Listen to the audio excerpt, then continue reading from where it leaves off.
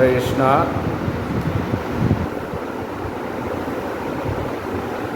স্কন্দ দ্বিতীয় স্কন্দের পঞ্চম অধ্যায়ের 20তম শ্লোক, অনেক কঠিন শ্লোক, কেটে কেটে উচ্চারণ করুন। স এষ ভগবান লিঙ্গৈ ত্রিভিতয়দক্ষজ সলক্ষিত গতি ব্রহ্মাণ সর্বেষাং মম চেশ্বর। স এষ ভগবান লিঙ্গৈ ত্রিভিতয়দক্ষজ সলক্ষিত গতি ব্রহ্মাণ সর্বেষাং মম চেশ্বর। স এষ ভগবান লিঙ্গৈ ত্রিভিতৈ অদক্ষজ সলক্ষিত গতি ব্রহ্মাণ সর্বেষাং মম চেশ্বর। হে ব্রাহ্মণ নারদ, সেই পরম স্রষ্টা পরমেশ্বর ভগবান প্রকৃতির 3টি গুণের দ্বারা প্রভাবিত বদ্ধ জীবের জড় ইন্দ্রিয়ের অগোচর। তিনি সকলের, এমনকি আমারও নিয়ন্তা। ভগবদ্গীতায় 7ম অধ্যায় 24 এবং 25 নম্বর শ্লোকে ভগবান স্পষ্টভাবে ঘোষণা করেছেন। কি করেছেন? শ্লোক দুটি আলোচনা করি একটু। 7ম অধ্যায়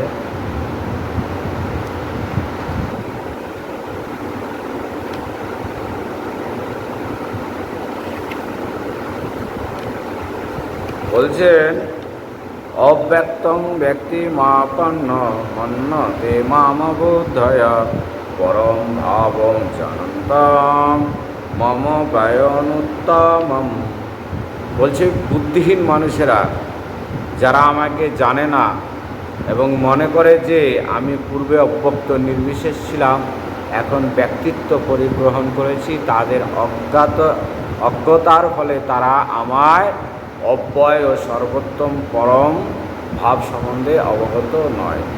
তারপরে কি বলছে? নাহং প্রকাশ সর্বস্ব যোগ মায়া সমাবৃত মূঢ় অহম না অভিজানতি লোক মাম জয়পয়ম।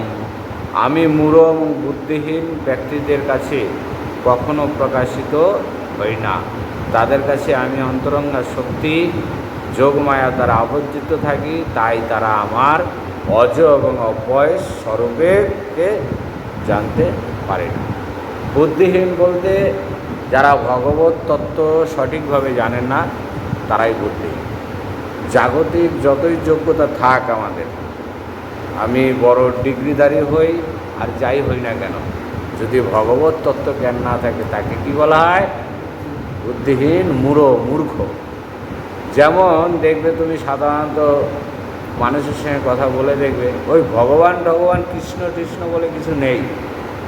আছে এক নির্বিশেষ, মানে কি বলে, একটা ব্রহ্ম শক্তি, নির্বিশেষ শক্তি আছে, যা ভগবানের স্বরূপ তারা স্বীকার করে না। তার শ্রেষ্ঠ উদাহরণ কারা? তার শ্রেষ্ঠ উদাহরণ হলো মুসলিমরা কোনো রূপের স্বরূপের স্বীকার করে না। ঠিক আছে? তাহলে ওরা আল্লাহকে কীভাবে? নির্বিশেষ শক্তি, মহাশক্তি রূপে দেখেন। কিন্তু কারণ কি? এরা মূর্খ, এরা ভগবত তত্ত্ব সঠিকভাবে জানে না। ওরা মনে করে যে ভগবান হলেন নির্বিশেষ, তা সেই নির্বিশেষ থেকে ভগবান একটা রূপ স্বরূপ কী করেন? ব্যক্তিত্ব, স্বরূপের ব্যক্তিত্ব গ্রহণ করেন। তাহলে তারা কি মনে করে? যে কৃষ্ণ একটা ব্যক্তিত্ব, তারা ভগবান বলে স্বীকার করে না। তারা নির্বিশেষ শূন্যবাদীটাকে ভগবান মনে করে। তার থেকে একটু উন্নত কারা? যারা ব্রহ্মের উপাসনা করে। ব্রহ্ম মানে জ্যোতি, শব্দ, ওম যেটা আছে, ওই শব্দ ব্রহ্মে বা জ্যোতির উপাসনা করে। এরা কারা? এরা হলো বড় বড় ধ্যানী যোগী। আগেকার দিনে যোগী ঋষিরা জীবনভর শুধু ধ্যানই করত। এই ধ্যান করে কি করত? তাদের এই জ্যোতিকে ঊর্ধ্বলিঙ্গকে করে তারা ব্রহ্মতে, সেই ব্রহ্ম মানে এইটা, এই ব্রহ্মে তালুতে একটা জ্যোতিকে স্মরণ করতো, সেই জ্যোতিকে ধ্যান করতো। এবং তারা তাদের প্রাপ্তি কী ছিল? তাদের সর্বোত্তম প্রাপ্তি ছিল ভগবানের সঙ্গে বিলীন হয়ে যাওয়া। কিন্তু ভক্তরা এই বিলীন হয়ে যাওয়াটাকে নিকৃষ্টতা ভাবে, সেটাকে নিকৃষ্টতা ভাবে যে আমরা বিলীন হয়। তার ভক্তরা কী চায়? ভক্তরা একটাই চায় যে ভগবানের প্রেমময় স্বরূপের সেবায় নিযুক্ত থাকে, শ্রবণ কীর্তন স্মরণ বন্দন পাদ সেবন এরকম নববিধা ভক্তির অঙ্গের সঙ্গে যুক্ত হয়ে সেই প্রেমামৃত আস্বাদন করা। ঠিক আছে? অনেক সময় কি হয়, এই প্রেম আর সেবা এই দুইয়ের দ্বন্দ্বে ভক্তরা খানিক বিভ্রান্ত হয়ে যায় যে আমি ভগবানকে প্রেম করব না ভগবানের সেবা করব। খুব সাধারণত প্রেমের থেকেও সেবা শ্রেষ্ঠ। কালকে বলছিলাম কালকে যে কি ধ্রুব মহারাজ কি প্রথম কামনা বাসনা নিয়ে সে প্রার্থনা করে, কিন্তু যখন ভগবত প্রাপ্তি হয় তখন বলে যে ভগবান আমি কাছের টুকরো চাইতেছি, আমি হীরা পেয়েছি, আমি আর কাছের টুকরো চাই না। এবং ভগবান বলছে তাহলে কী চাও? বলছে ভগবান আমি তোমাকেও চাই না। বলছে আমি তোমাকেও চাই না। বলে আমাকে চাও না, আমার জন্যই তো এত সাধন ভজন। বলছে হ্যাঁ তোমার জন্য সাধন ভজন, তোমার ভক্তি, তোমাকে প্রাপ্তি হওয়ার জন্য, তোমার কৃপা আশীর্বাদ পাওয়ার জন্য আমি সাধন ভজন করেছি, কিন্তু আমি এখন আর তোমাকে চাই না। আমি তাহলে তুমি কি চাও? আমি বললাম প্রভু আমি তোমার ভজন চাই, আমি তোমার সেবা চাই, ভজন চাই। কারণ ভজনই হলো প্রকৃত প্রাপ্তি। এই সাধুগুরু বৈষ্ণবের চরণে আশ্রয়ে এবং তাদের সেই বৈষ্ণব সঙ্গে যে ভজনা আনন্দ, সেই ভজনামৃত আমি প্রার্থনা করি তোমার কাছে। এবং ধ্রুব মহারাজ 100 বছর পর্যন্ত ভগবানের ভজনের সঙ্গে যুক্ত থাকার পর তার উপরে তিনি রাজত্বভার গ্রহণ করেছেন। এবং সেই ভজনা আনন্দের যে প্রকাশ, আনন্দের প্রকাশ আমরা ধ্রুব একমাত্র আকাশে ধ্রুবকে জল জল করে জ্বলতে দেখি।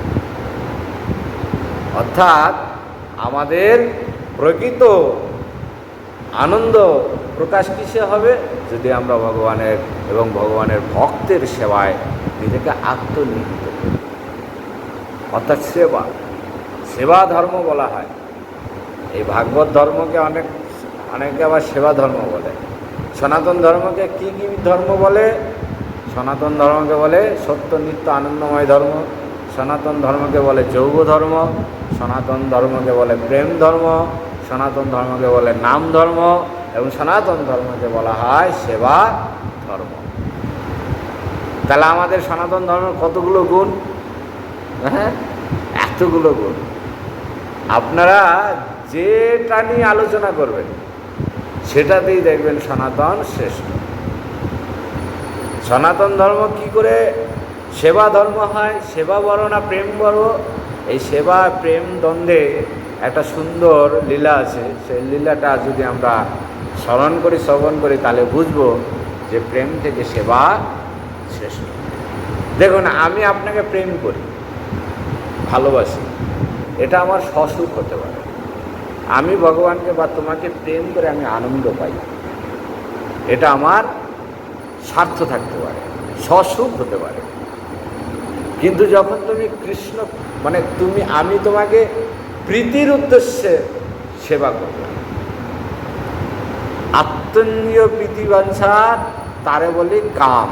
কখনো কখনো আমাদের প্রেমটা কামের রূপ নিয়ে নিতে পারে যদি তাতে আমাদের কোনো ইন্দ্রিয় প্রীতিবাঞ্ছা থাকে। তাই কাম আর প্রেম একদম এত হুবহুব এক, একদম হুবহুব এক। দেখতে, খেতে নয়, দেখতে হুবহুব এক, পয়সার এপিট ওপিট। একটু ভুলেই আমার প্রেমটা কামে পরিণত হয়ে যেতে পারে। সেই প্রেমের মধ্যে যদি আমার সসুখ থাকে তাহলে সেটা অনেকাংশে কাম। কিন্তু কৃষ্ণের নিয়ে প্রীতিবাঞ্ছা, ধরে প্রেম নাম। অর্থাৎ আমি যদি কৃষ্ণের উদ্দেশ্যে তাকে প্রীত করার চেষ্টা করি তাহলে হয় সেটা প্রেম। সেটা কীরকম? দ্বারকায় সেই দ্বারকনাথের একজন সেবক ছিলেন, তার নাম দারু। ঠিক আছে, তার একটাই সেবা ছিল ব্যঞ্জন করা। ব্যঞ্জন মানে পাখায় দিয়ে হাওয়া করা। তাহলে ভগবান দ্বীপ্রহরে তাকে ভোগ নিবেদন করা হয়েছে, আর এই ভোগ নিবেদনে সে দারু সে ভগবানকে ব্যঞ্জন করছে।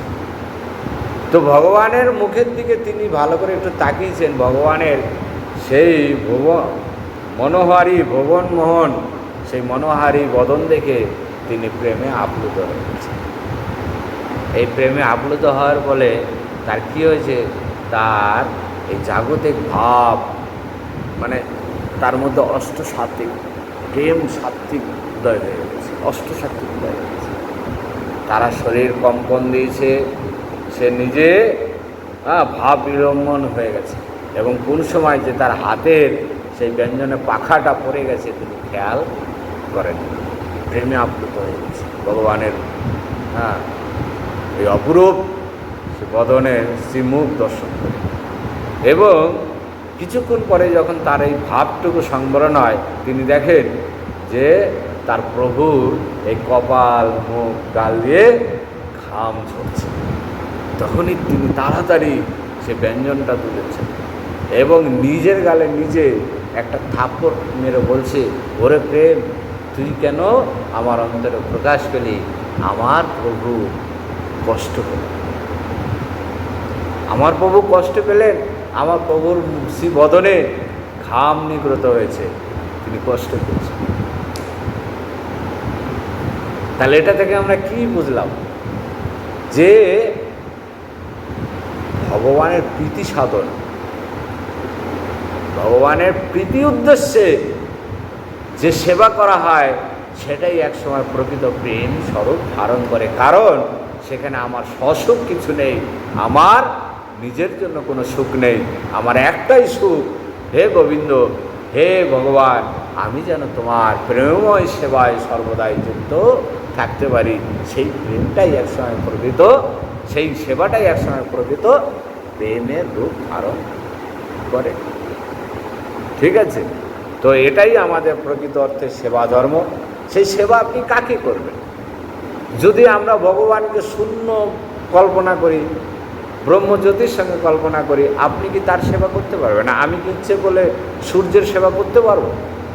হ্যাঁ, সূর্যের কাছাকাছি যাওয়া তো দূরের কথা, হ্যাঁ, সূর্যের সেবা তার কাছাকাছি যাওয়ার আগে আমরা ভস্ম হয়ে যাব। আমি যদি ভগবানকে বিরাট স্বরূপ ভয়ঙ্কর রূপে দর্শন করি, তাহলে আমি ভগবানের সেবা করতে পারবো? ভগবানের বিরাট বিশাল বিশ্বস্বরূপ যখন দর্শন করায়, অর্জুন এক সময় ভয়ে চোখ বন্ধ করে বলে, প্রভু আপনার এই বিরাট স্বরূপ সংবরণ করুন, আমি সহ্য করতে পারছি না, আমি ভীত হচ্ছি। মহাকাল গ্রাস রূপে যখন দেখছে, সে ভীত হচ্ছে, কম্পিত হচ্ছে। যখন দুর্যোধন ভগবানকে শিকলবন্দি করতে যায়, যখন সন্ধির সংবাদ নিয়ে গেছিল, দুর্যোধন বলছে কৃষ্ণকে বন্দি করো, তখন কৃষ্ণ তার বিরাট রূপ ধারণ করে এবং তার ভেতর থেকে যে ব্রহ্ম জ্যোতি নিগ্রত হয়, সেই জ্যোতিতে সেই রাজসভায় যতজন ছিল তাদের চোখ ঝলসে গেছিল। মাত্র একজনাই, দুজন ছিল যে ভগবানের সেই ব্রহ্মজ্যোতিকে, মহাজ্যোতিকে ভেদ করে ভগবানকে প্রেমময় রূপ দর্শন করতে পেরেছে। সেই দুজনকে, সেই দুজন হলেন ভীষ্মদেব আর মহাভাগবত স্বয়ং বিদুর। বিদুর, ভীষ্মদেবও খানিক স্তম্ভিত হয়ে গেছিলেন, ভীষ্মদেবও অবাক হয়েছিলেন, কিন্তু বিদুর ভগবানের সেই ব্রহ্মজ্যোতিকে অতিক্রম করে ভেদ করে ভগবানের সেই প্রেম রূপ দর্শন করে তিনি আনন্দে আপ্লুত হয়ে দু নয়নের অশ্রু নিগ্রত হয়েছিল এবং তিনি মহা আনন্দ উল্লাস প্রকাশ করছেন। কারণ ভক্ত যিনি তিনি ভগবানকে প্রেমরূপ স্বরূপেই দর্শন করেন। এই প্রেমরূপ স্মরণ দর্শন কে পেতে পারে? যাকে ভগবান স্বয়ং কৃপা করেন। কারণ রাজসভায় তো সবাই ছিল, সবাই কেন দর্শন করতে পারলেন না? কারণ সবার প্রতি ভগবানের সেই কৃপা ছিল না, এবং ভগবানের প্রতি সেই প্রেম দৃষ্টিও সবাই ছিল না। ছিল মাত্র দুজন মহাভাগবত প্রাণ, ভীষ্ম এবং বিদুরের। এইভাবে সেই আমরা ভগবানকে যদি ব্রহ্মজ্যোতিরূপে মানে শূন্যবাদী রূপে আমরা দর্শন করি, তাহলে ভগবানের প্রতি কোনোদিনই আমাদের প্রেম উপজয় হবে না। প্রেম উপজয় হতে গেলে ভগবানের এই সেই বিগ্রহ, প্রেমময় বিগ্রহ, চিন্ময় বিগ্রহ রূপে আমরা ভগবানকে সেবা করতে পারি। বলছে আমি মূঢ় বুদ্ধিহীন ব্যক্তিদের কাছে কখনো প্রকাশিত হই না। মানে আমি মূঢ় বুদ্ধিহীন, ঠিক আছে, এদেরকে বলা হয়েছে মূঢ় বুদ্ধিহীন। তাদের কাছে কোনোদিন প্রকাশ হয় না। তাদের কাছে আমি আমার অন্তরঙ্গা শক্তি যোগমায়ার দ্বারা আবৃত থাকি। যেরকম নারকেল তার সুমিষ্ট শ্বাসকে কি ছোবরা এবং মালয় দ্বারাই আবৃত করে রাখে, সহজে সাধারণের কাছে কি, হ্যাঁ, সেরকমই যোগমায়া, ভগবানের বহিরঙ্গা শক্তি, সেই যোগমায়া, সেই যোগমায়া মায়া শক্তির দ্বারাই ভগবান কি করে নিজেকে আবৃত করে রাখেন। আমরা মাতৃগর্ভে ভগবানকে দর্শন করি, মাতৃগর্ভে ভগবানকে প্রার্থনা করি, কিন্তু যখনই আমরা ভূমিষ্ঠ হই এই মায়ার দ্বারাই আবৃত হয়ে সঙ্গে সঙ্গে আমরা ভগবানকে বিস্মিত হয়ে যাই, ভগবানকে ভুলে যাই। তাহলে আমরা যতদিন এই মায়ায় আচ্ছন্ন হয়ে থাকবো ততদিন আমরা ভগবানকে উপলব্ধি করতে পারবো না। কিন্তু সেই মায়ার জগতে থেকেও আপনি ভগবানের এই প্রেমময় স্বরূপের সঙ্গে যুক্ত হতে পারেন। কিভাবে? কারণ আমরা যদি কৃষ্ণকে স্মরণ করি, বন্দন করি, পাদ সেবন করি, এবং সাধুগুরু বৈষ্ণবের কৃপায় যদি আমরা কৃষ্ণ ভক্তি প্রাপ্ত হতে পারি। কারণ একজন সাধুগুরু বৈষ্ণবের সেই শক্তি আছে যে আপনাকে কৃষ্ণ দিতে পারে। কৃষ্ণ সে তোমার, কৃষ্ণ দিতে পারো সে শক্তি তোমার আছে। অর্থাৎ কৃষ্ণকে দিতে পারেন, কৃষ্ণ প্রেম ভক্তি দিতে পারেন একমাত্র সাধুগুরু বৈষ্ণব পরমার্থ আমার শ্রী শ্রী গুরু মহারাজ। কারণ গুরু মহারাজের স্বরূপে ভগবান স্বয়ং কৃপা করেন, তাই তারা আমার অজ এবং অব্যয় স্বরূপকে জানতে পারে না। ঠিক আছে, তাহলে আজকে এই পর্যন্তই থাক। পঞ্চা কল্পতরুভ্যশ্চ কৃপা সিন্ধুভ্যেব চ পতিতানাং